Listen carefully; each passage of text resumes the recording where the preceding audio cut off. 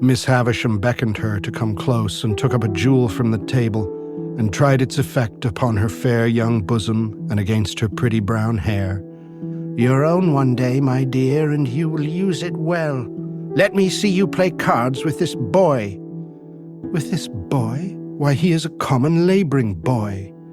I thought I overheard Miss Havisham answer, only it seemed so unlikely. "Well, you can break his heart." "What do you play, boy?" asked Estella of myself with the greatest disdain. "Nothing but beggar my neighbour, miss." "Beggar him," said Miss Havisham to Estella. So we sat down to cards. It was then I began to understand that everything in the room had stopped like the watch and the clock a long time ago. I noticed that Miss Havisham put down the jewel exactly on the spot from which she had taken it up. As Estella dealt the cards, I glanced at the dressing table again and saw that the shoe upon it, once white, now yellow, had never been worn. I glanced down at the foot from which the shoe was absent and saw that the silk stocking on it, once white, now yellow, had been trodden ragged.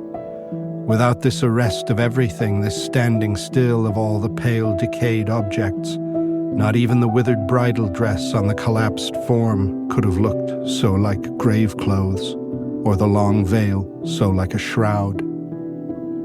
So she sat corpse-like as we played at cards, the frillings and trimmings on her bridal dress looking like earthy paper.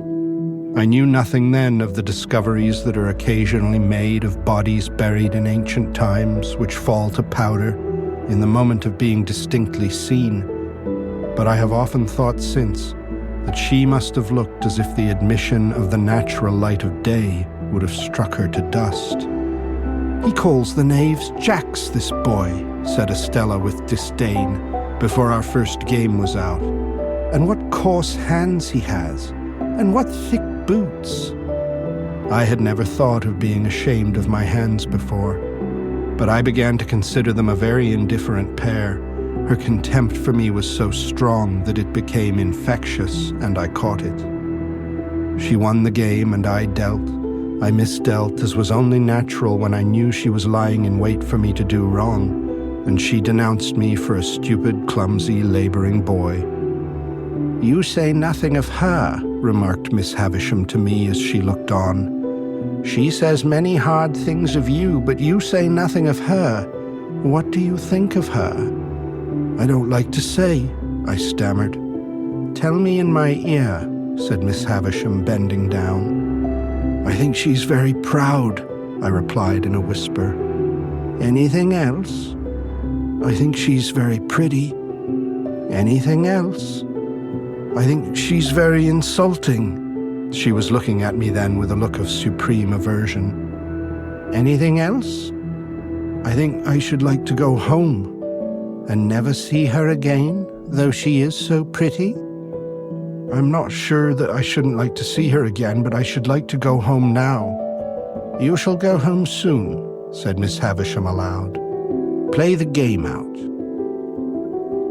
Great Expectations.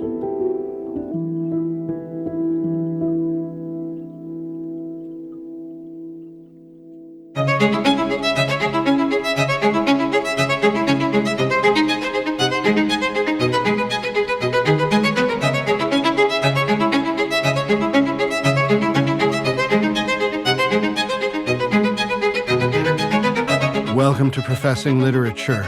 This is Oklahoma City, and we are in the year of grace 2024, in a long, hot summer, although it's been broken up recently by thunderstorms. Professing Literature is the podcast where we look closely at short passages of important works of literature in the hopes of seeing writers in action. We work across literary genres and modes, whether comedy or tragedy, drama, poetry, or fiction, looking at the dynamics of a passage in order to understand what the author is doing and what is at stake for the work as a whole, the issues that it clarifies, the techniques that are involved. My name is David Anderson. I'm Associate Professor of Renaissance Literature in the Department of Classics and Letters at the University of Oklahoma. With me this evening is producer Eric Williams. Good evening, Eric. David, how are you? I'm pretty well, thank you. felt good today to think about podcasting in the evenings. So I hope that's true of you too. I'll before I forget, I will beg our listeners to subscribe, rate, and review our podcast. It helps this enterprise. And we've been remiss lately in reminding all of you to drop us an email if you're interested at, correct me if I'm wrong, Eric, professingliterature@protonmail.com. Correct. All right, lock that in. So, yeah, send us an email if you have a question, a comment, a way of seeing something that we didn't see, or a suggestion for a future episode. All of those things are very welcome. And, we've done one of our retrospective episodes, Eric, and if we can amass a nice batch of questions, I think we'd be happy to do another of those. Although maybe some of you think once is enough for any given run through of work. Well, I think that one was listened to. Yeah. Well, good. People listen. Yeah. If the people are voting with their feet or with their downloads, then who are we to say no? Right. So, how many times in your life do you have the chance after college to ask an English professor a question? 0 is probably a perfectly satisfactory answer for most people. My wife can tell you whether it's any great privilege because she has that opportunity on a daily basis. But yeah, if any of you would like to send us a note saying, I don't get what you were saying about X, or I think you could look at Y from a different perspective, or something like that, then I'll do my best to cobble together an interesting reply. We could certainly do that. But, we've been on a little bit, by professing literature standards, we've been on a bit of a roll lately, and it's just been, I've enjoyed just jumping from episode to episode, but we can certainly pause and do something like that. Today, we are talking about Charles Dickens. It seems amazing to me that 20-odd episodes have come and gone before we've gotten around to doing Dickens, because he's so enormous a figure, so enormously famous in his own lifetime, so sort of important to the tradition ever since. We're dealing today with, if I had to pick a favorite novel, you won't be surprised if you listen to our last episode that The Lord of the Rings might be the one I would point to. There are a couple of other candidates that, depending on how I'm feeling, might muscle that out of the top slot in my little list. And Great Expectations is probably the one that has the best chance of doing that. There are a few others. I love Great Expectations. I've taught it many times. I've read it many times. I remember reading it for the first time in college, not because I had to read it, because I remember I was winding up my senior year, or as we say in Canada in such a pedestrian way, my 4th year in college, and I just decided I needed to read Great Expectations, and so I did, and I've gone back to it over and over. But it's a novel I absolutely love.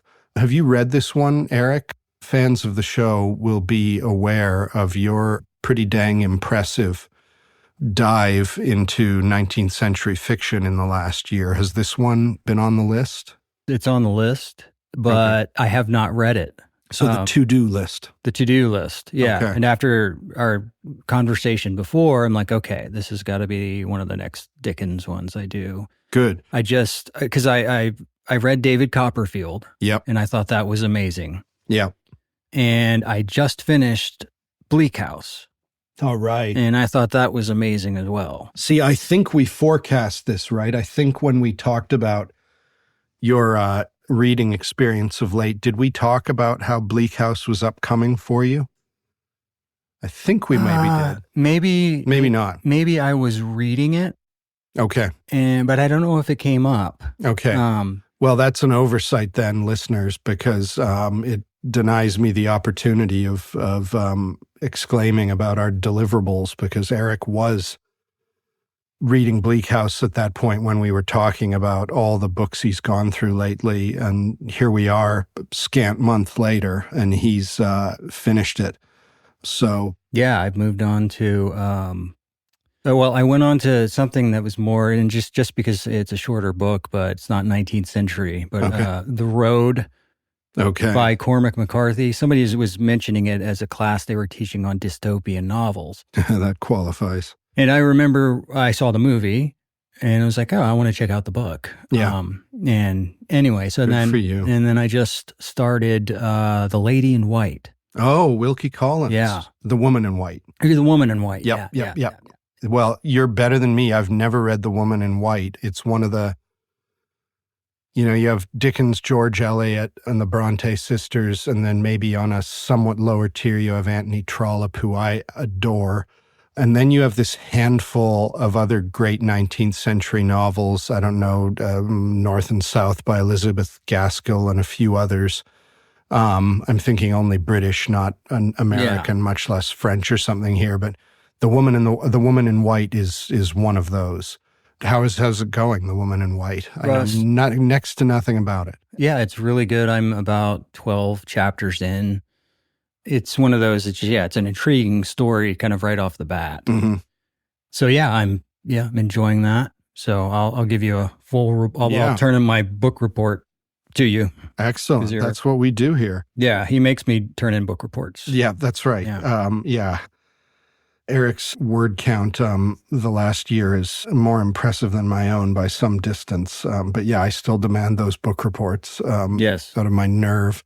But readers may know, Great Expectations weighs in at a good 450 pages. Bleak House has got to be north of 800 pages, I would think. It's just a beast. The Count of Monte Cristo and War and Peace, which we were both talking about not so long ago, are longer. But, they're longer than everything. Yes. And so Bleak House, we just have to remember it's so far removed from our culture where people digest entertainment in these miserable 20-second slices, making their brain weaker with every time they flick their thumb. It's awful. And you have a middle class and even working class population in the 19th century that is working its way through these huge novels, sometimes because of the wonderful Victorian invention of the lending library, sometimes because of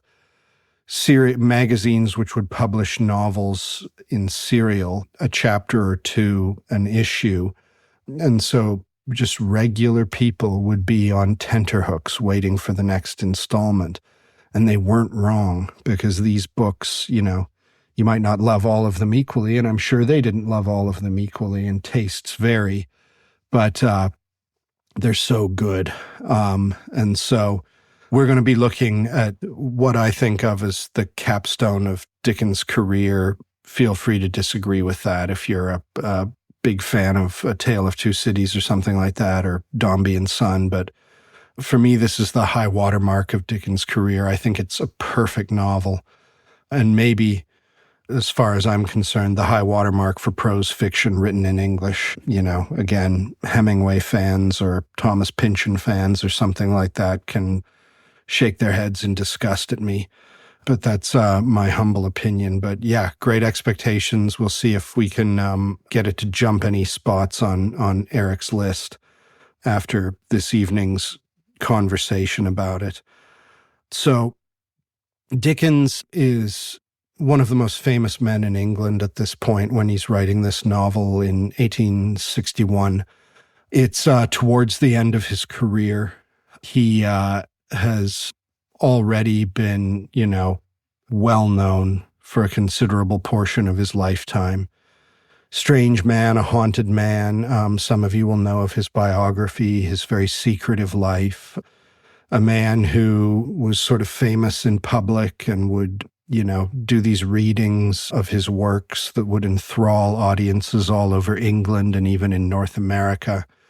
He would perform readings of different excerpts of his novels with great animation and have people crying and scared and laughing. Yet he had this painful life that he sort of both explored in his fiction and also, I think, tried to hide from in his fiction. And with Great Expectations, we have this sort of interesting move on his part where there's a real sense of a whole novel that is about looking inward and trying to understand the nature of one's life and the painful and humbling process that is involved in doing that. And so I admire this novel so much, partly because it's about a young man who, by the time he's narrating the novel, is not such a very young man, who's really coming to terms with his complicity and his failure and his responsibility. What's the reason for your problems? I asked a question last time at the beginning of the episode. Who's responsible for your problems? The answer for a lot of people is not an easy one. And, we get this in Pip's exploration of his own life. Pip's problems are his fault, and they are not his fault. They're something that happened to him, but also something he's made worse by his choices and by callousness and by a kind of longing to escape what shames him. Yet he comes to terms with this over the course of the novel and does his best to atone for that part of his story that is his responsibility or his fault. And he also makes another complementary, and I think from Dickens' perspective, equally necessary move. Even as he's atoning for his own fault, he's forgiving those others who have hurt him and who have contributed to the pain in his life. The answer he finds where they're concerned is not excoriation and condemnation and demanding public justice, but is found in love. I think there's great poignancy and great depth in this story, and it is narrated with Dickens' inimitable voice. And so that means episodes that are tragicomic, episodes that are just downright slapstick and silly, episodes that are very sad and moving, and episodes that are grotesque. Dickens puts some people off today and has always put people off because he can have these grotesque characters and sort of absurdly, exaggeratedly grotesque episodes in his books. And we got a little sliver of that in the passage I read off the top of Miss Havisham. So I'll do a little backfilling now. The passage we read at the beginning comes from early in the novel, when Pip is still a child. He is an orphan, and he is being raised by his sister, who's the only one of his many siblings to have survived childhood, his older sister, who's an angry, hard woman, and her husband, Joe Gargery, who is not angry and not hard. So Pip's brother-in-law, they are older, and they raise him. They'd be, I suppose, in their 20s. And Joe is the local blacksmith in the little town in the Thames estuary in Kent where they live. Joe's the blacksmith. And we'll get to know Joe because, I don't know, maybe he's my single favorite character in all of English fiction. I don't know. I think he'd be a good choice. And maybe if there was one character in all of English fiction you would choose to be like if you wanted to be both happy and a blessing to the other people in your life, Joe Gargery is the man, even though he might not look like that on the surface. Anyway, Pip is an orphan and he's being raised in this household where one of the people raising him is embittered and angry, and the other is just this very gentle, loving man who takes better care of Pip than Pip realizes for a long time. It's the stage of early childhood where Pip is quite right to take Joe for granted because he doesn't know any better. And then there's a phase that follows where Pip takes Joe for granted because he's ashamed of who he is and he's ashamed of Joe. And then there's the last phase of the novel where Pip more and more comes to recognize Joe for who he is. So we find this young man who has, the novel begins tremendously. No one in all of fiction, prose fiction, I think, is better at starting a book than Dickens. And he starts Great Expectations with a wallop. If you know the book, I won't spoil it for you if you don't, but Pip as a little boy alone by himself one evening on the marshes in the graveyard is shocked and surprised by a man coming out of nowhere and accosting him. And then we move through the couple of days that follow that and the sort of imprint they leave on Pip, which is deeper than he realizes.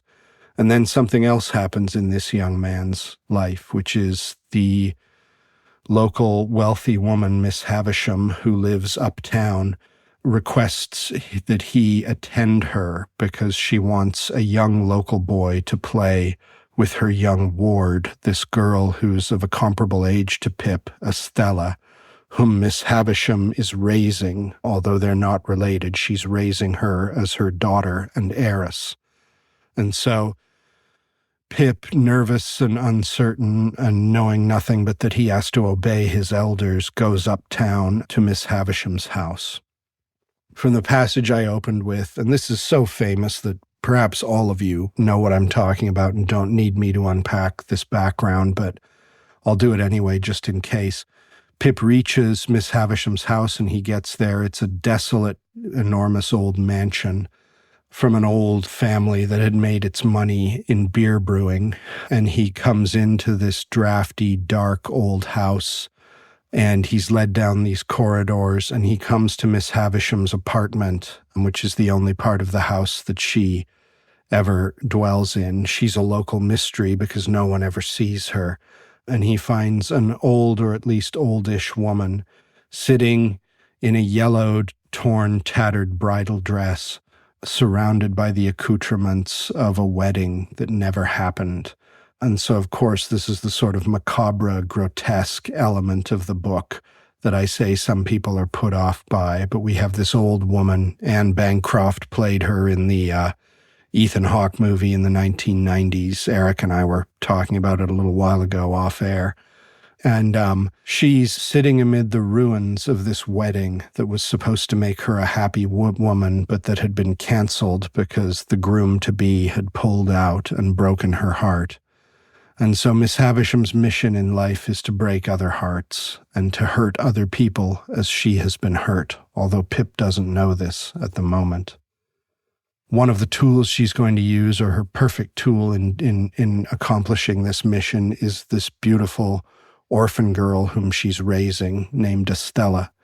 She is raising Estella to be this sort of perfect cutting edge against the hearts of men. She wants Estella to destroy men's happiness as hers has been destroyed. Estella is very beautiful, and she has been raised by her guardian to be superior. Superior in terms of her accomplishments, of course, but also in terms of her air, and to look down and upon and disdain the world. And she certainly disdains this working class nobody who's been brought in to play with her for the afternoon. And Pip will go on and have several months' worth of these afternoons, which are a misery to him, even though he becomes ensnared by Estella and falls in love with her. And this marks his life. So, from the beginning, I want to say a big part of this novel is about perception. The language of perception runs throughout the novel, and Dickens makes great use of imagery that involves darkness and light, storm and mist, and things like that, these ways in which the natural world obscures our sight of things. And these things are used to enhance this idea of one's capacity to correctly perceive and understand the nature of one's world and of one's life. And so part of the tragedy of human life is that this process begins long before we are competent to really see through the mist or infer behind the mist.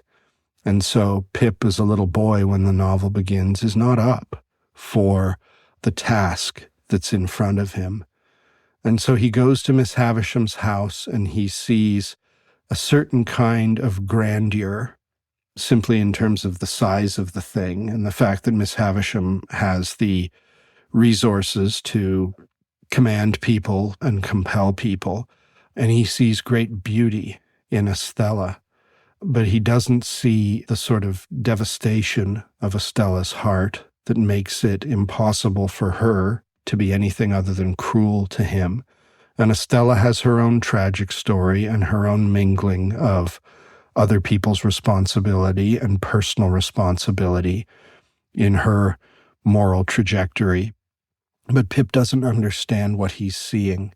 He looks around and he knows enough to be disquieted by the rotting opulence that surrounds Miss Havisham, who has made her whole life a mausoleum to this failed marriage. But he doesn't know how to place that in his accounting of things.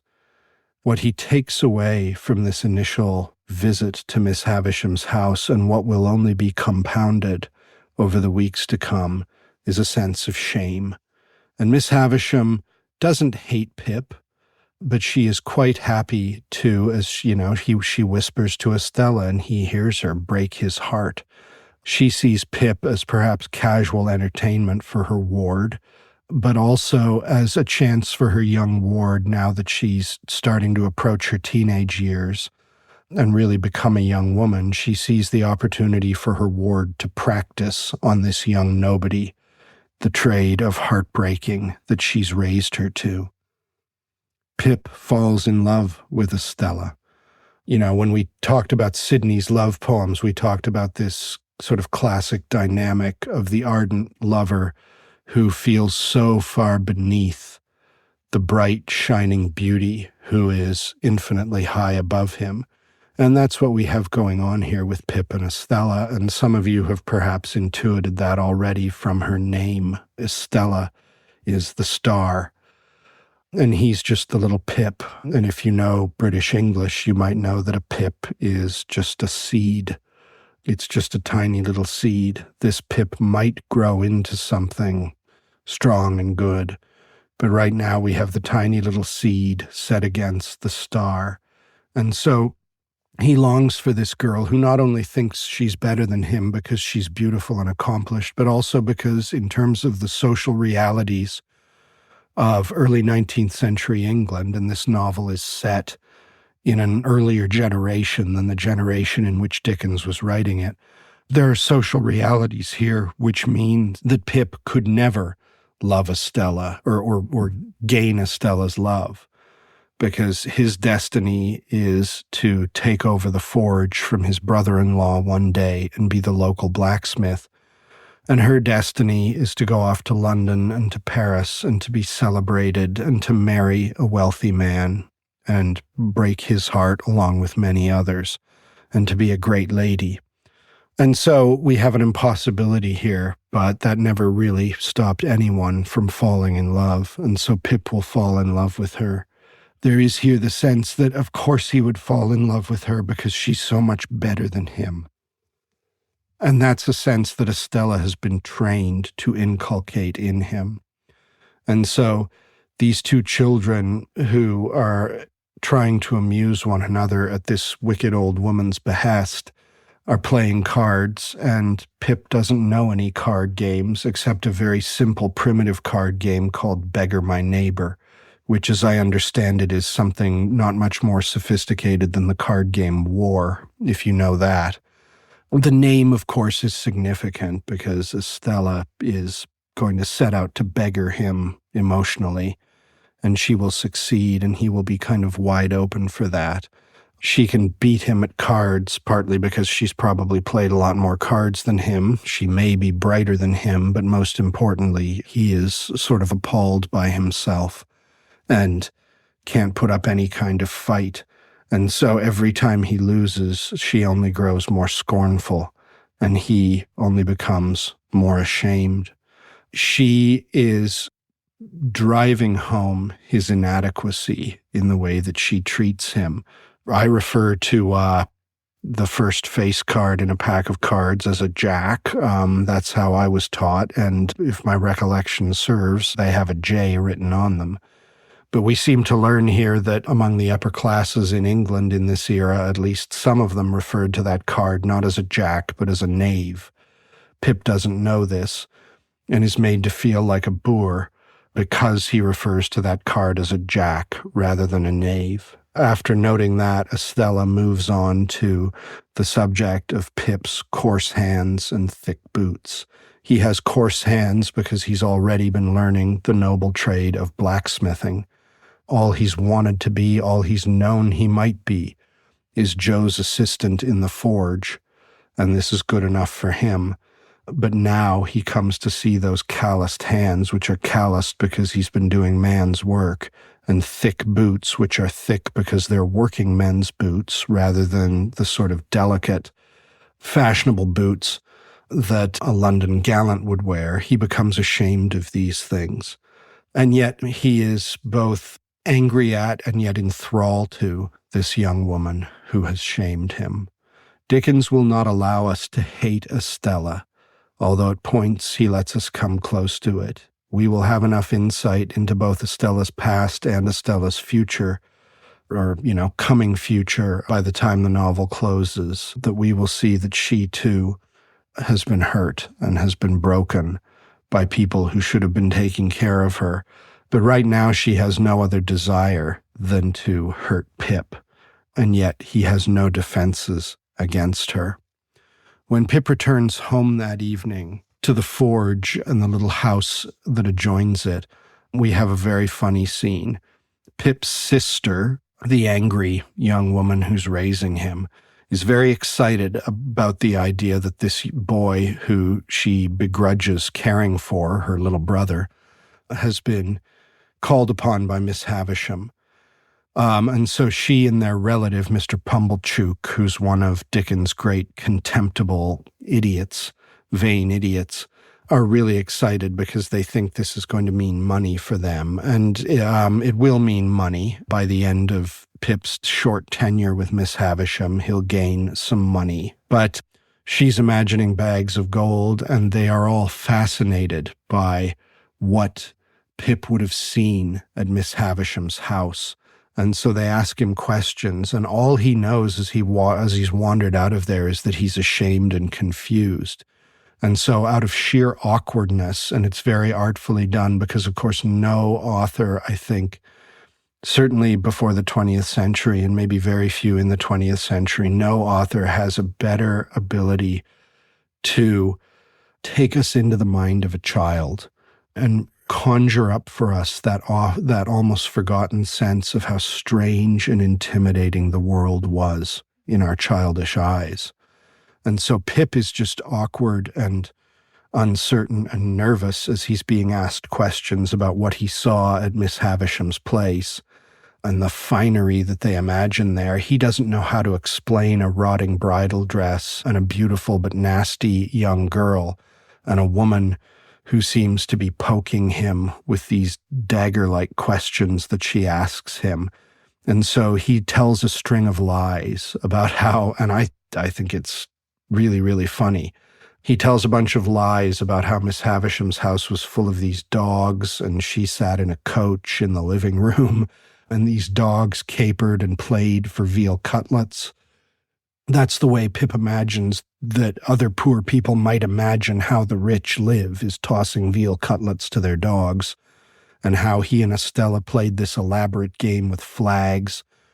And so his sister and Mr. Pumblechook and Joe are sitting there slack-jawed in amazement as he tells this story, and he feels awful because he knows he's not supposed to lie and will get in trouble if the lie is exposed, but he can only dig himself deeper and deeper and deeper.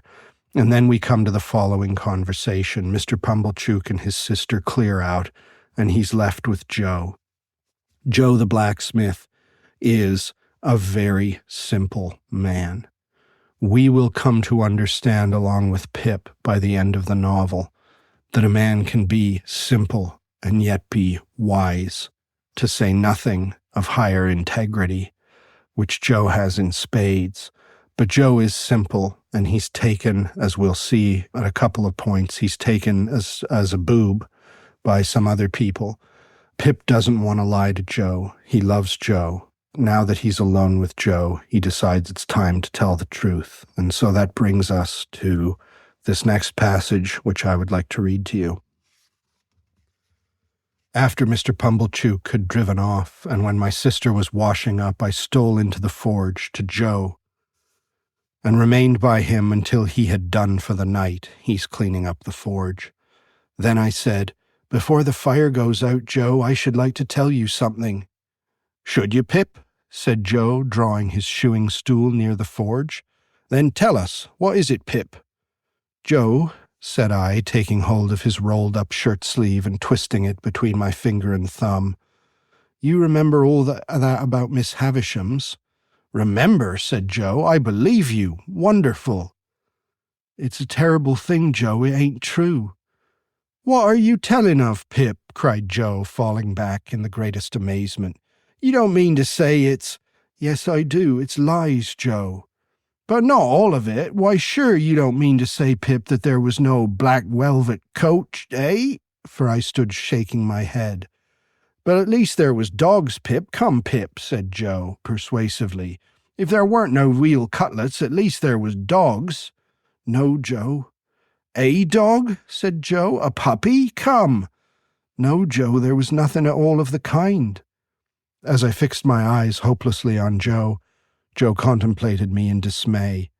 "Pip, old chap, this won't do, old fellow. I say, where do you expect to go to?" "It's terrible, Joe, ain't it?" "Terrible!" cried Joe. "Awful! What possessed you?" "I don't know what possessed me, Joe," I replied, letting his shirt-sleeve go and sitting down in the ashes at his feet, hanging my head. "But I wish you hadn't taught me to call knaves at cards jacks, and I wish my boots weren't so thick nor my hands so coarse." And then I told Joe that I felt very miserable, and that I hadn't been able to explain myself to Mrs. Joe and Pumblechook, who were so rude to me, and that there had been a beautiful young lady at Miss Havisham's who was dreadfully proud, and that she had said I was common, and that I knew I was common, and that I wished I was not common, and that the lies had come of it somehow, though I didn't know how. This was a case of metaphysics, at least as difficult for Joe to deal with as for me. But Joe took the case altogether out of the region of metaphysics, and by that means vanquished it. "There's one thing you may be sure of, Pip," said Joe, after some rumination. "Namely, that lies is lies. Howsoever they come, they didn't ought to come, and they come from the father of lies, and work round to the same. Don't you tell no more of 'em, Pip. That ain't the way to get out of being common, old chap. Looky here, Pip, at what is said to you by a true friend. Which this to you the true friends say. If you can't get to be uncommon through going straight, you'll never get to do it through going crooked. So don't tell no more on 'em, Pip, and live well and die happy." "You're not angry with me, Joe?" "No, old chap, but bearing in mind that them which I meant to say of a stunning and audacious sort, alluding to them which bordered on veal cutlets and dog-fighting, a sincere well-wisher would advise, Pip, their being dropped into your meditations when you go upstairs to bed. That's all, old chap, and don't never do it no more."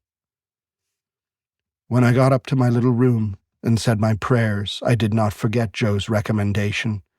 And yet my young mind was in that disturbed and unthankful state that I thought long after I laid me down how common Estella would consider Joe, a mere blacksmith, how thick his boots and how coarse his hands.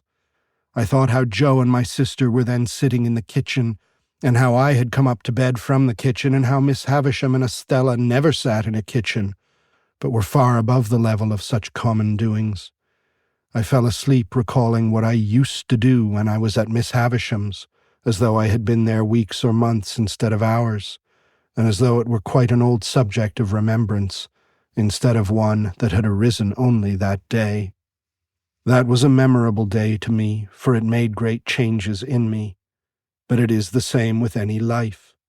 Imagine one selected day struck out of it, and think how different its course would have been. Pause, you who read this, and think for a moment of the long chain of iron or gold, of thorns or flowers, that would never have bound you, but for the formation of the first link on one memorable day. So that last paragraph about the chain is very famous. Some of you will know it, and it's absolutely gorgeous, and it is just like Dickens to follow this banter which is, both serious but also really silly and absurd, with this quite profound little capping off. He has the adroitness to be able to do that. Joe is the man who made a home for Pip, and Pip will discover by the end of that novel that that home is a permanent reality, even if he doesn't live there.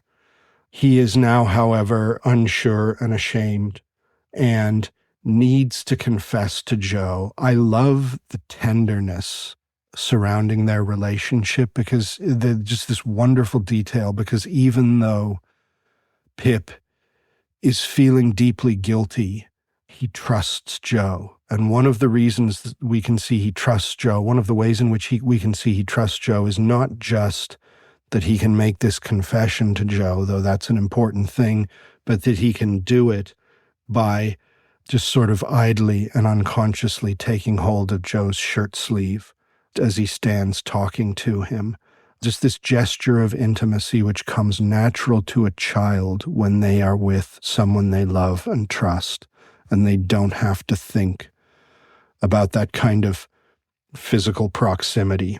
Adults can't do that with each other unless perhaps they're in a romantic relationship. But a child can do that, and Pip does that. Joe is shocked by what Pip says. And we come quickly to see that it's not just because Joe is, it's not that Joe is affronted that he's been lied to. He's disappointed that the over-the-top fantasy which Pip has spun turns out not to be true. He's genuinely disappointed that the dog fighting and the flag waving and everything didn't really happen. And he's also upset that Pip has lied, but notice he is upset that Pip has lied for Pip's own sake. Joe is not in the least affronted, and he gives Pip a talking to that is stern, but that is also generous. We are getting the sense, this is good parenting apart from anything else. As Joe is giving Pip this stern talking to, he is giving it to Pip and giving Pip and us the sense that he is doing it on behalf of Pip rather than on behalf of his affronted self. And so Pip tries to explain what happened that day, that he felt ashamed and that he was unsettled. And he talks sort of with deliberate grandiosity, looking back on this from a later phase of his life as a question of metaphysics, of these, social and psychic pressures and these issues of shame. But he says that Joe solves the problem by taking it out of the realm of metaphysics. And Dickens doesn't say where he places it, but we see that he places it in the realm of everyday ethics. Do not lie. And Pip can understand that, and Joe can tell him as they say goodnight that, you should remember this in your prayers upstairs. Now, Pip does that, and he does it sincerely, but something deeper is stirring in him, and it is that shame and that feeling of insufficiency in him that was kindled that afternoon, and which means that even though he sincerely prays for forgiveness for the lie, he is haunted by the idea that Miss Havisham's house and everything in it is what he should be compelled by, and that if he's not able to live in that world, he should simply be ashamed. And as much as he loves Joe, he thinks about how Joe's boot soles are just as thick as his, and his hands are no doubt even coarser, and that Estella would turn her nose up at Joe. For the rest of the novel, or at least for the next 2/4 of the novel, Pip will be in bondage to this idea that what Estella represents is what he should want. Estella is a good thing in herself from Dickens' point of view. She's a human being, not only physically beautiful, but also with a heart that we will discover almost to our surprise, and she will be very surprised, is capable of feeling more than just the resentment that Miss Havisham has planted in it. But Estella as the star to which Pip should be aiming is not. That is, she is not a true guide. She is not the star by which Pip should be steering. And certainly the broken grandeur of Miss Havisham is not something that he should be aiming for, but he hasn't yet learned how to see properly. Learning to see over the course of this novel is learning to tell the truth and recognize the truth in the way that a man as simple and unsophisticated as Joe would be able to understand it. And right now, Pip can't do that. The name of Miss Havisham's house is a strange name. It's a Latin name. It is called Satis House. Satis being the Latin word for enough. Dickens never explains why the house has that name in the novel, but we don't have to do too much guesswork. Satis House, think of the word satisfactory, or if one is satisfied, one has had enough. So Satis House is the house that proclaims itself to be enough. It's not enough for Miss Havisham, and it won't be enough for Pip or Estella, and not just because Miss Havisham has turned it into a kind of haunted mausoleum. It is not enough. The sort of empty grandeur of its hallways and its great rooms is not enough for him. Miss Havisham's own name, Dickens, like many another 19th century writer, is very cheeky sometimes when it comes to naming his characters. And with Miss Havisham, we have an example of that. We have the word have and we have the word sham put together in a kind of uneasy paradox. And so what she seems to have, you could say, is a sham. For Pip to want what Miss Havisham or Estella has would be a sham. It would be a falsity. What is good is what is right in front of him at the forge. But as he notes at the end of the paragraph, this is an essential day in his life because it is from this point on that he will be discontented with what he has. And he will no longer, this is a kind of Garden of Eden expulsion moment, or where the innocence falls away from him. Pip's life is not easy at this point. His sister is kind of brutal to him. He often goes back to the joke that his sister raises him by hand. That's her expression. And by that she means that she beats the hell out of him. It is Joe, though, who is his refuge and his consolation and his friend. And Joe is quietly but insistently being held up here as a true representative of heroism and of simple manhood. Joe does not approve of his sister's roughness towards Pip, but he tells Pip it would be worse for Pip if he tried to speak up on his behalf because his sister would abuse him all the more.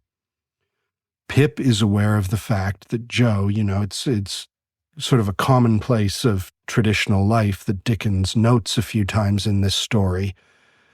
Proverbially, there is no one in the village stronger than the blacksmith. The blacksmith's job is to bend and shape and flatten and sharpen iron with great big heavy hammers, holding the, iron bars with tongs, heating it super hot, shaping it, quenching it, all of these things. The blacksmith is stronger than anyone.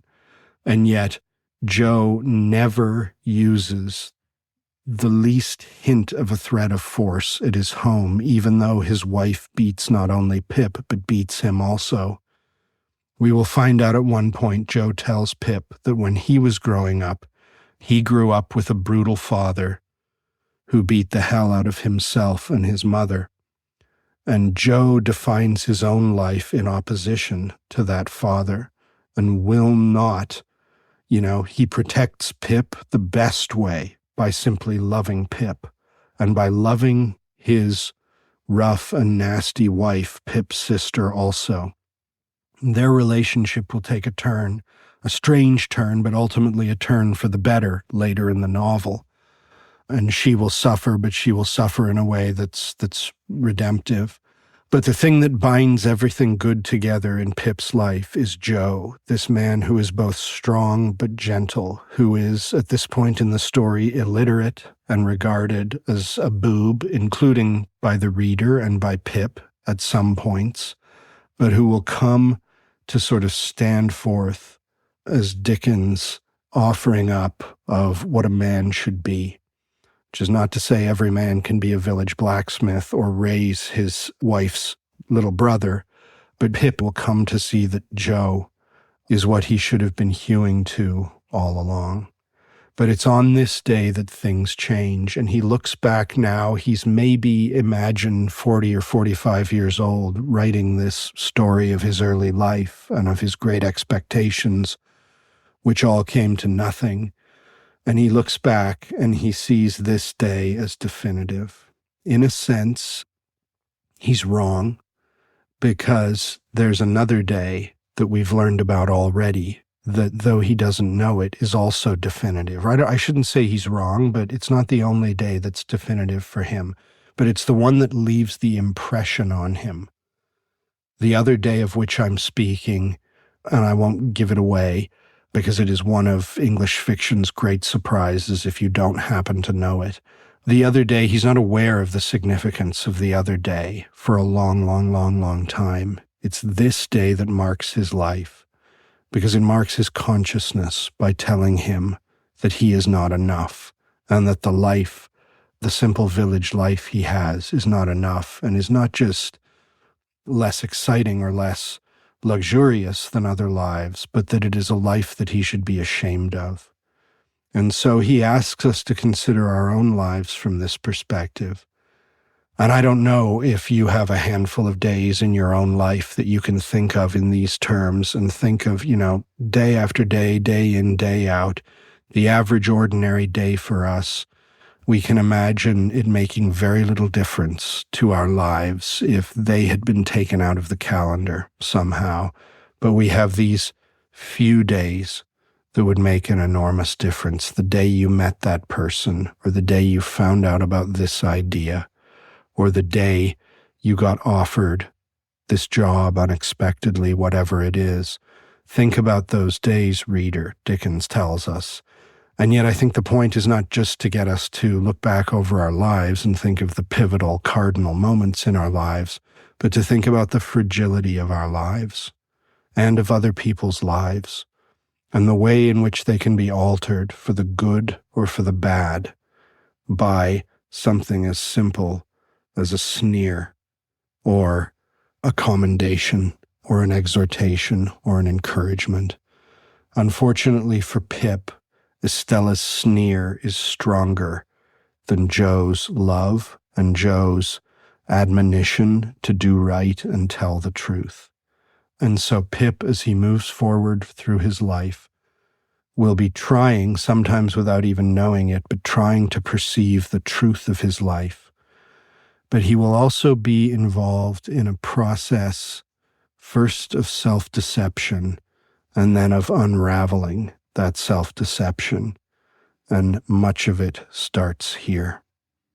So this brings me to my next passage.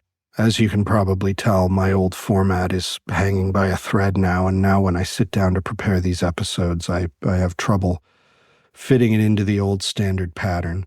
But I've got another passage here, a really powerful passage. I should say that I did a little redacting of the previous passage. I removed some things that were to make it more streamlined, and I'll do even more of that now. But this is the novel is divided into 3 books or volumes or what have you. And right now we're at the end of the first volume.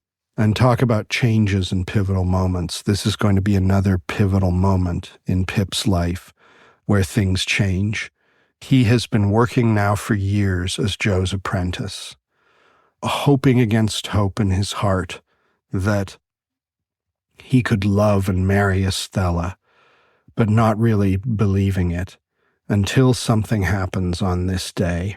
And when it happens, Pip will think he understands what's going on and that this is going to give him what he wants, and he will be wrong. He misunderstands it completely. He and Joe are in the local tavern, the Jolly Bargeman, and a man appears out of nowhere wanting to talk to them. This man's name is Jaggers, and he is a London lawyer. We'll find out he's quite a famous London lawyer, although one with a bit of a sinister reputation. But he comes to talk to them. He's been sent by an anonymous benefactor who wants to remake Pip's life and to give him an enormous pile of capital and have him educated, because Pip is still, he's in his maybe middle teens at this point. And so if he's properly educated, he can refashion himself as a gentleman. And that means that maybe he could be the sort of person that Estella would look twice at. And so we can imagine who Pip thinks this anonymous benefactor may be. But Jaggers is here talking to Joe and Pip, and he introduces himself. And so I'm going to read a longish passage. Forgive me. Then I'll talk about it. So imagine this sort of low-lit tavern with fires burning and with tallow candles, I suppose, and maybe they have some whale oil lamps at this period, I'm not sure.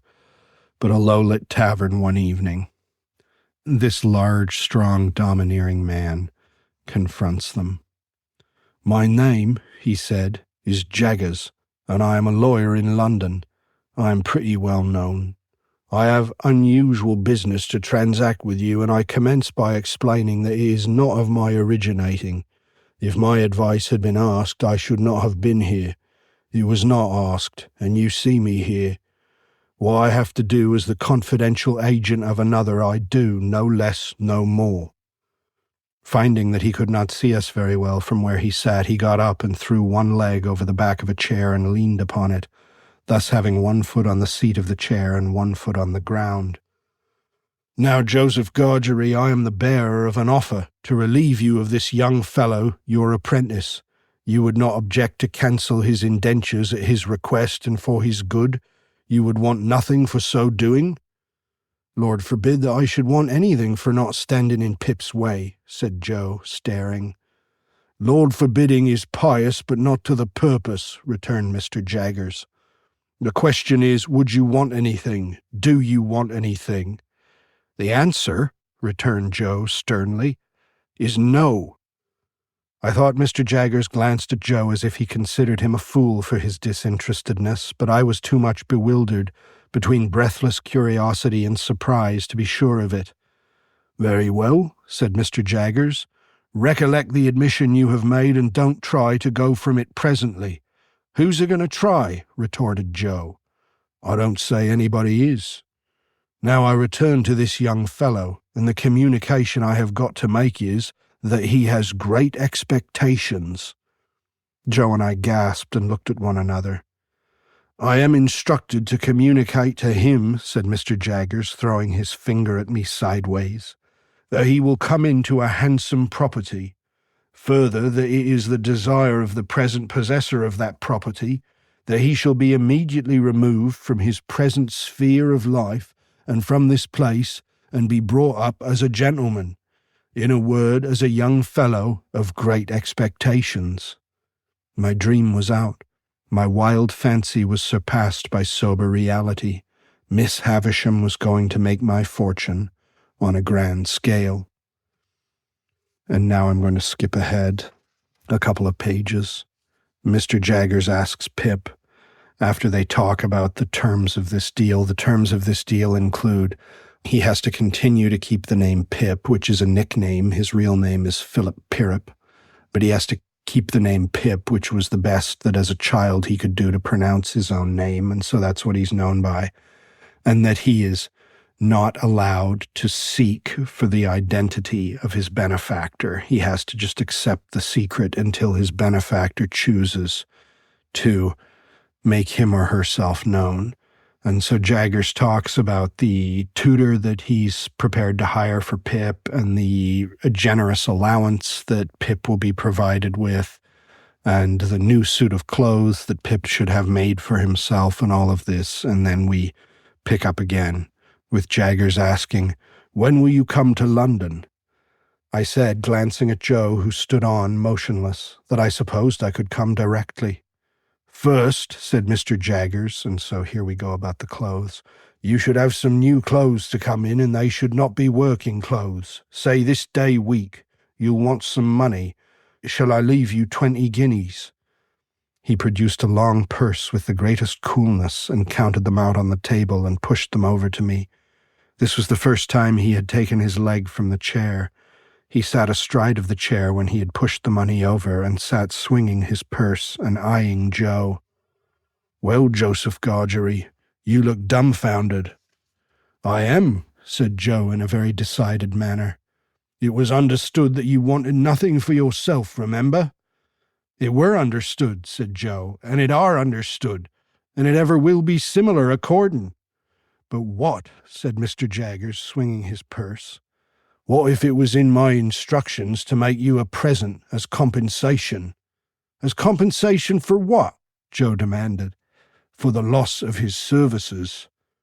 Joe laid his hand upon my shoulder with the touch of a woman.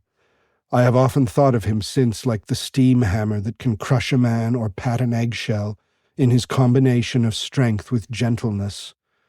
"Pip is that hearty welcome," said Joe, "to go free with his services, to honour and fortune as no words can tell him. But if you think as money can make compensation to me for the loss of the little child what come to the forge and ever the best of friends—" "Oh, dear good Joe, whom I was so ready to leave and so unthankful to, I see you again with your muscular blacksmith's arm before your eyes and your broad chest heaving and your voice dying away. Oh, good, dear, faithful, tender Joe, I feel the loving tremble of your hand upon my arm as solemnly this day as if it had been the rustle of an angel's wing." But I encouraged Joe at the time. I was lost in the mazes of my future fortunes, and could not retrace the bypaths we had trodden together. I begged Joe to be comforted, for, as he said, we had ever been the best of friends, and, as I said, we would ever be so. Joe scooped his eyes with his disengaged wrist, as if he were bent on gouging himself, but said not another word. Mr. Jaggers had looked on this as one who recognized in Joe the village idiot, and in me his keeper. When it was over, he said, weighing in his hand the purse he had ceased to swing, "Now, Joseph Gargery, I warn you this is your last chance. No half measures with me. If you mean to take a present that I have it in charge to make you, speak out and you shall have it. If, on the contrary, you mean to say—" Here, to his great amazement, he was stopped by Joe's suddenly working round on him with every demonstration of a fell pugilistic purpose. "Wish I meant to say," cried Joe, "that if you come into my place, bull-baiting and badgering me, come out. Which I meant to say, if sech you're a man, come on. Which I meant to say that what I say I meant to say, and stand or fall by."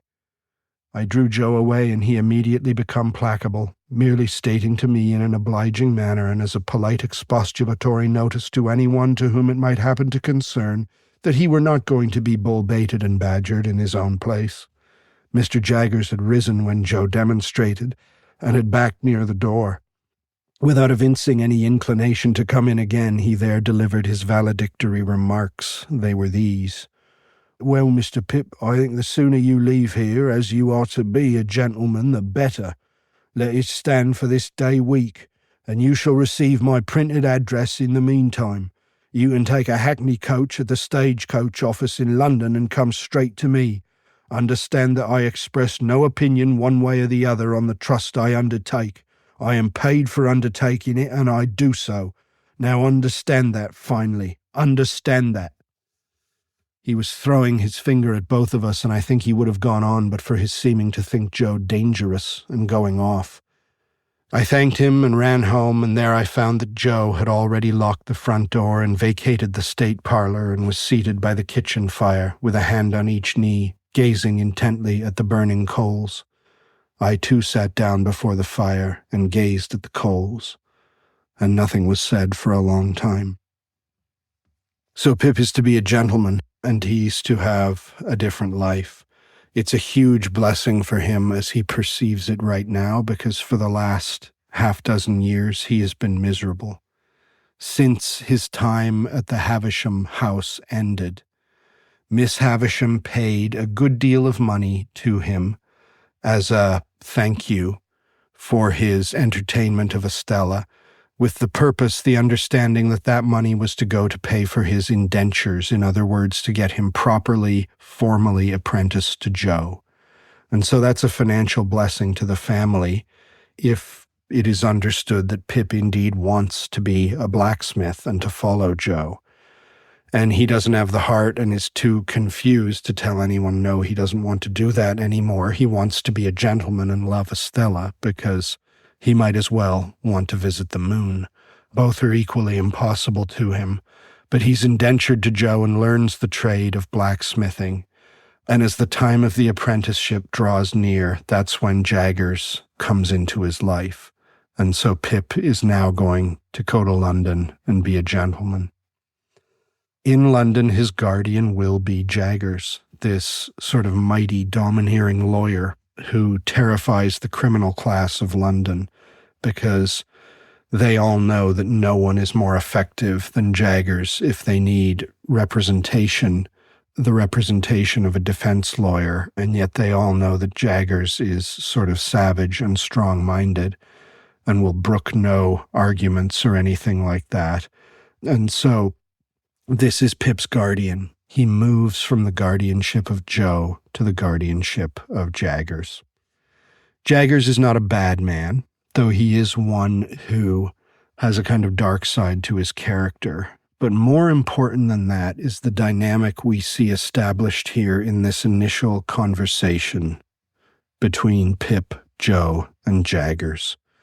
Jaggers' task is to come and say, Pip, this is what you have a benefactor and this is what he or she wants for you. Will you comply? Joe, this benefactor is willing to buy Pip out of his indentures if you insist upon it, because Joe, as the master blacksmith who takes Pip on as apprentice, has legal rights over Pip's services throughout the period of the indentureship or the apprenticeship. And if you're not interested in that, he still would like me to make you a present to compensate you for the loss of Pip's services. And then he has to arrange some details, as we know, to get Pip shipped to London.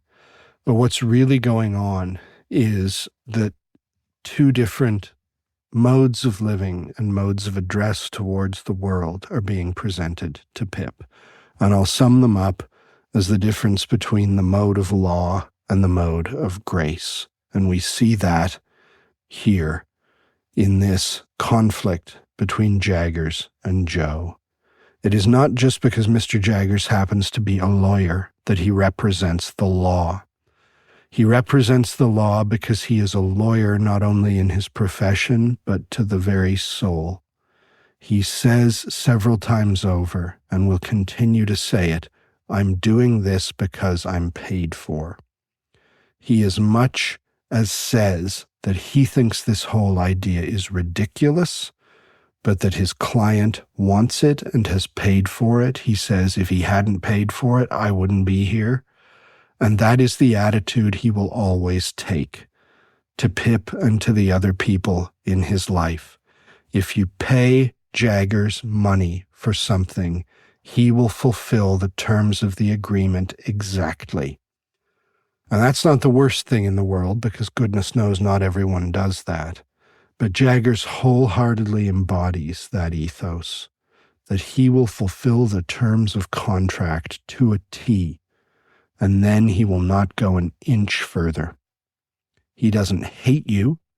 He doesn't hate Pip. We'll come to see that he has a kind of fondness for Pip and wishes him well. But his attitude is, pay me and I will deliver. Don't pay me, don't talk to me. I will not go one whit beyond our agreed remit. And there's a certain solidity in that, but it's very different from the life that Pip has modeled for him by Joe, because Joe's relationship to Pip is not defined by contract and by legal obligation. Now, yes, Joe, this is the arrangement of the trades in 19th century England, as it had been for a long time. Joe is in a contractual relationship with Pip as the master blacksmith to the apprentice blacksmith, but that doesn't matter to Joe. It only matters to Joe insofar as he believes that this is what Pip wants. But we come to see When Joe comes to see that this is not what Pip wants, that Pip is excited by this prospect of education and refinement in London, he is immediately willing to release Pip from the contract. Their relationship is not defined in that way. Their relationship is defined by the love Joe has for Pip, and he makes very clear to Jaggers several times over that that is determined by love. Joe loves Pip.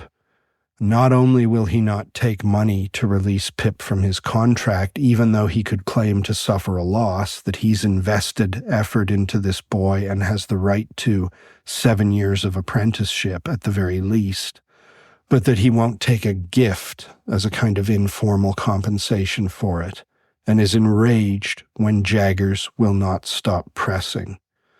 Jaggers cannot understand Joe, and in terms reminiscent of our conversation of King Lear, Jaggers can only regard Joe as a fool. What else could Joe be but a fool? If he vehemently disdains the idea of taking even a gift for the release of Pip, that attitude does not compute in Jaggers' world.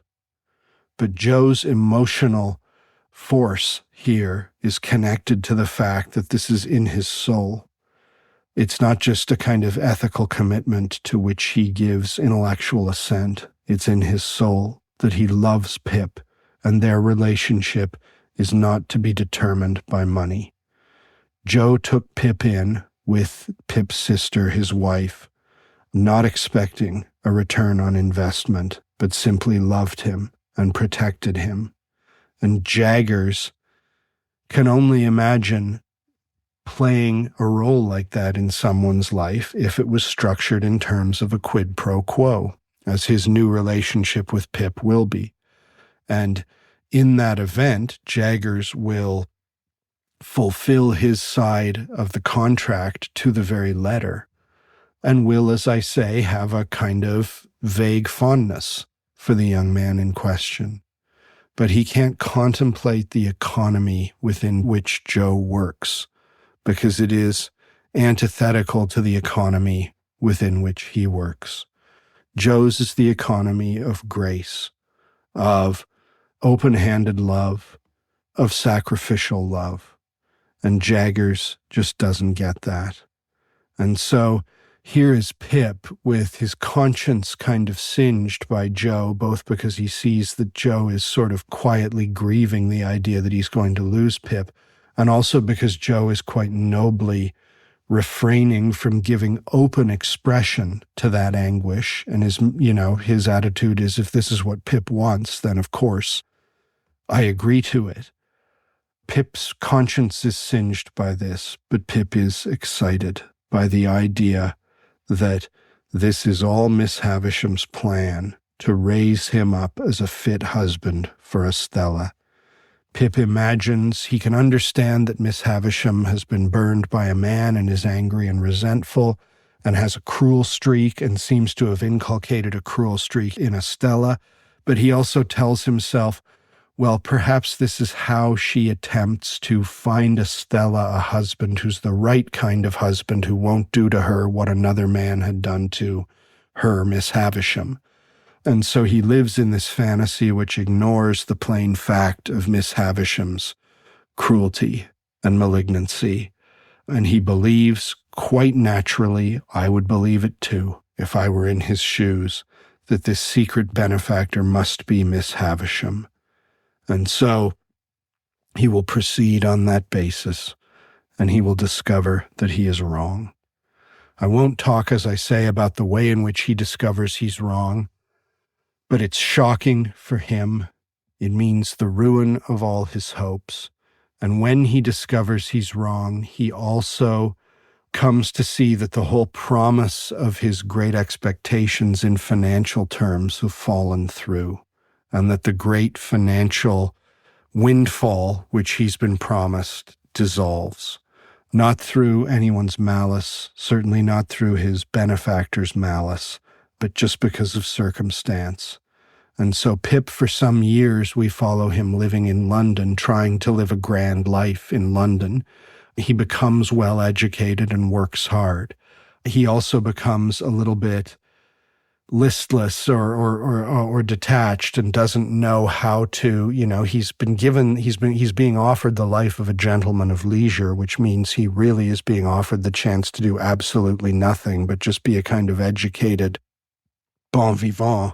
And he doesn't know what to do with himself. He runs into Estella again and begins courting her and understands that she's kind of playing games with him. She's keeping him on the hook and then reeling out some line and then reeling him back in again. And he's frustrated and restless at this, but he doesn't know how to break free or even wants to break free. But eventually everything comes crashing down. For reasons I won't get into, he contracts a sickness that involves a very bad fever. It's probably something like pneumonia. And he is also in debt to the tune of a couple of £100. Now, in terms of the life he'd been led to expect that he would have, that would be nothing. But given that those expectations dissolve and vanish, a couple of £100 is a lot of money. Imagine you waking up and finding all of a sudden, let's think of the equivalent of something like in modern America, $20,000 or $30,000. More than anyone, even if they have a decent job, can scrape together on the spur of the moment, and maybe more than you can really, depending on your situation, imagine you would be able to scrape together. So Pip is sick and in debt, and he's heartbroken because he knows that Estella will never be his, and he's succumbing to fever. He goes to bed with a fever, and the next morning, as he's tossing and turning in his delirium, he discovers there are men in his room. These are not bad men, they are repo men, though. They're there on behalf of his creditors, and they're threatening him with debtor's prison, which was, of course, a reality that Dickens knew a great deal about from personal experience. But because Pip is so sick, they can't take him to prison. But there is the clear threat that when he is healthy again, they'll have no choice but to take him to prison if he can't pay, and he can't pay. And so here we are, late in the novel. Pip's describing what happens after the men leave. And what he's describing, if it's confusing, he's partly describing here the experience of delirium when he talks about the different faces he sees. That I had a fever and was avoided, that I suffered greatly, that I often lost my reason, that the time seemed interminable, that I confounded impossible existences with my own identity, that I was a brick in the house wall and yet entreating to be released from the giddy place where the builders had set me, that I was a steel beam of a vast engine clashing and whirling over a gulf, and yet that I implored in my own person to have the engine stop and my part in it hammered off, that I passed through these phases of disease, I know of my own remembrance, and did in some sort know at the time, that I sometimes struggled with real people in the belief that they were murderers, and that I would all at once comprehend that they meant to do me good and would then sink exhausted in their arms, and suffer them to lay me down, I also knew at the time. But above all, I knew there was a constant tendency in all these people, who, when I was very ill, would present all kinds of extraordinary transformations of the human face and would be much dilated in size. Above all, I say, I knew that there was an extraordinary tendency in all these people, sooner or later, to settle down into the likeness of Joe.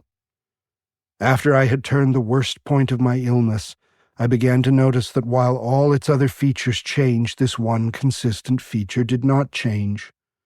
Whoever came about me still settled down into Joe. I opened my eyes in the night, and I saw in the great chair at the bedside Joe. I opened my eyes in the day, and sitting on the window seat, smoking his pipe in the shaded open window, still I saw Joe. I asked for a cooling drink, and the dear hand that gave it me was Joe's. I sank back on my pillow after drinking, and the face that looked so hopefully and tenderly upon me was the face of Joe. At last one day I took courage and said, Is it, Joe?" And the dear old home voice answered, "Which ye are, old chap? Oh, Joe, you break my heart. Look angry at me, Joe. Strike me, Joe. Tell me of my ingratitude. Don't be so good to me." For Joe had actually laid his head down on the pillow at my side and put his arm round my neck in his joy that I knew him. "Which dear old Pip, old chap," said Joe, "you and me was ever friends, and when you're well enough to go out for a ride, what larks." After which Joe withdrew to the window and stood with his back toward me, wiping his eyes. And as my extreme weakness prevented me from getting up and going to him, I lay there, penitently whispering, "Oh, God bless him. God bless this gentle Christian man." So, one thing I want to foreground here, I've talked about how throughout the novel, and it's a shame we can't look at some other passages, they begin with the very opening paragraphs of the novel. There is this emphasis on discernment and perception and the difficulty sometimes of perceiving truly, and how images of night, dark, and cloud and mist are invoked, and how all of this reinforces the idea that Pip is, even before he knows it, engaged in a struggle to properly discern what is true. And notice how here in what I read, a lot of this seems to gather to a head in this passage. When Pip is in a state of delirium, and if you've had a bad enough fever, you might have some idea of how this can be. But he's in this terrible fever, and it's bad enough that he is experiencing true sustained delirium. And he imagines himself different objects and different people, and he sees different faces coming and threatening him. We come to realize that throughout it all, Joe is there nursing him. And when Joe tends to him, Pip often, in his delirium, whips himself into a frenzy and fights him, believing that he's being threatened or accosted, and then eventually will run out of gas and settle down and sort of recognize that this is a helper. But he doesn't just say it was Joe all along. Instead, he says that there was an extraordinary tendency in all of these people, all of these phantasms that he's imagining, sooner or later to settle down into the likeness of Joe. And so the idea is that these things, that if you like to use language that we see in the novel, that the mist burns away, the mist of delirium and misapprehension and misrecognition. And what is there behind the mist is the man who loves him, who has always loved him, and who asks nothing from him. Not once in the novel does Joe sort of plaintively, self-servingly whine about how Pip has left him, or even insinuate that Pip hurt his feelings. We come to see among anything else that not only is Joe, for all his simplicity and even crudeness, a wise man, but he's also a man of great dignity. He never tries to compel or control Pip. And for what it's worth, after this passage, as Pip recovers, Joe has a certain sort of restraint and discretion towards him, because Joe understands that Pip for years now has been living the life of a gentleman in London, and that whatever happens with Pip henceforward, whatever career he has to embark upon, because he now has to work for a living, whether he likes it or not, Pip can't come back to the forge, and they can't pick up where they left off. And it's not as though Joe gets Pip back in any simplistic way, although Pip will, in his future life, visit Joe and regard Joe as his family. But they can't go back to where they were years ago. That's not possible. But none of that has any bearing on Joe's love for Pip. His love is given without strings and without subtle, insinuating implications about what he is owed. There is nothing like that in Joe's relationship with Pip. He loves Pip, and so when Pip needs him, he is there. But then he, with great discretion and dignity, is willing and ready to retreat. And Joe is happy now because he knows that the love they have is now clear and apparent to both of them. And Joe doesn't need Pip to be at his beck and call or anything like that. Pip would find it easier if he could slip back into that life, but that's not going to be an option.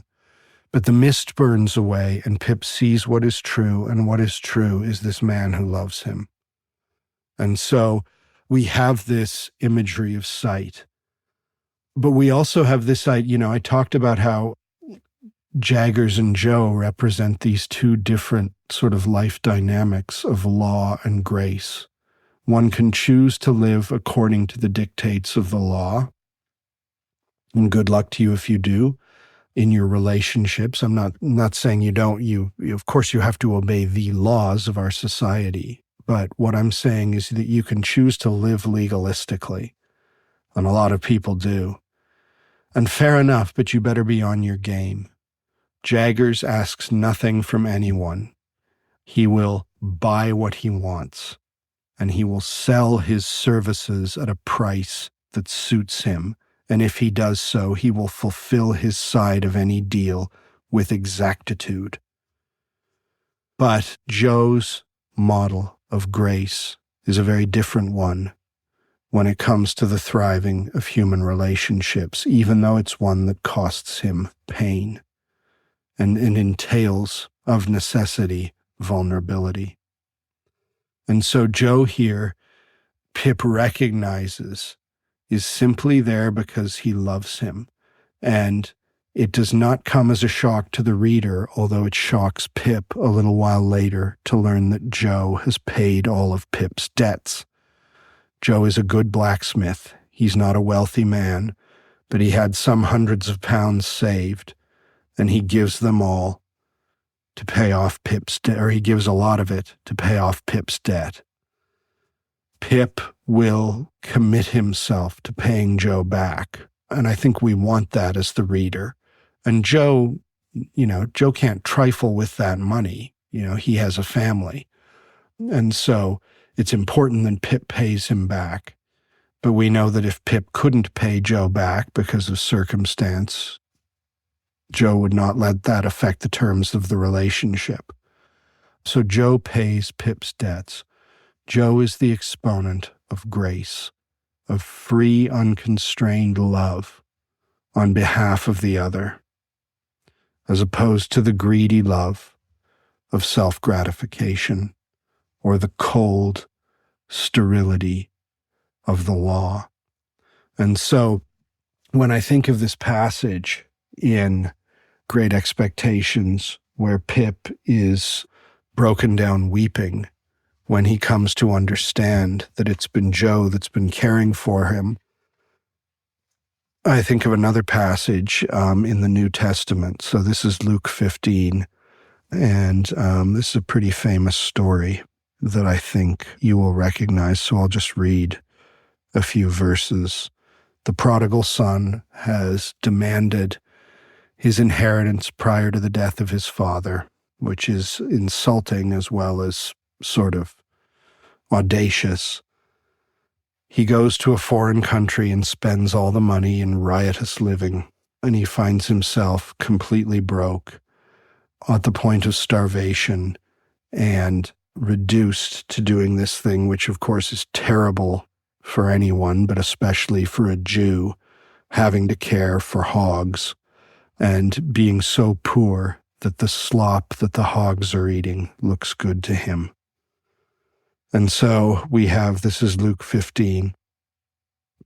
And when he came to himself, he said, "How many hired servants of my father's have bread enough and to spare, and I perish with hunger?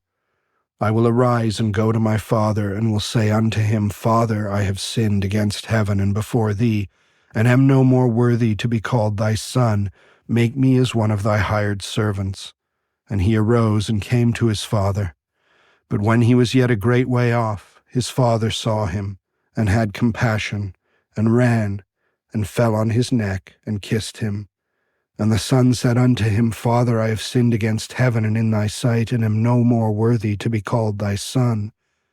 But the father said to his servants, Bring forth the best robe, and put it on him, and put a ring on his hand, and shoes on his feet, and bring hither the fatted calf, and kill it, and let us eat and be merry. For this my son was dead, and is alive again. He was lost, and is found. And they began to be merry. And then, of course, there's the whole second part with the elder brother, but we don't need to get into that now. So I always think of this passage when I'm at this point in the novel, and Dickens doesn't make any, at least that I've caught, any overt allusions to the story of the prodigal son. But I don't think it's just me and my idiosyncrasies. I think this prodigal son dynamic is at the heart of what's happening with Pip and Joe, not because Pip has been as terrible as the prodigal has been. The prodigal is, sort of spectacularly selfish and spectacularly hedonistic and short-sighted. Pip is not that awful a person or even misguided a person, and Pip's sins are more understandable because, as I said at the beginning, it's not only he that's responsible for his situation in life. But nevertheless, when Pip says to Joe, "Don't look at me, Joe. I can't stand for you to look at me," he doesn't really mean it. But he does feel a weight of shame, and he feels an almost overwhelming and even unbearable sense of grace in the way in which Joe loves him.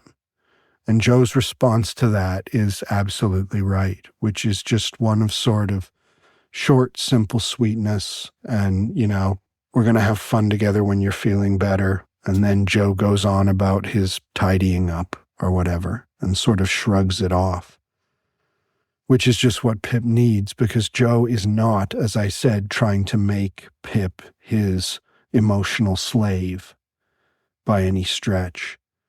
The father comes to the son as the son is approaching. So the son imagines and naturally imagines that given the magnitude of his offense against the father, that he's going to have to come begging for the equivalent of a servant's place, just so that he can keep body and soul together.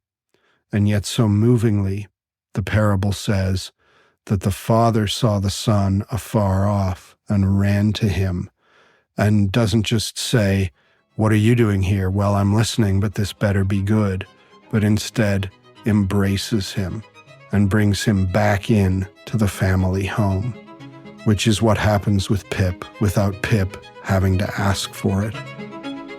I think I'll leave it there for this episode. Eric and I will talk a little bit about what will come next, but let me just say this has been David Anderson for Professing Literature, joined by Eric Williams. So my thanks to all of you for listening. Good night.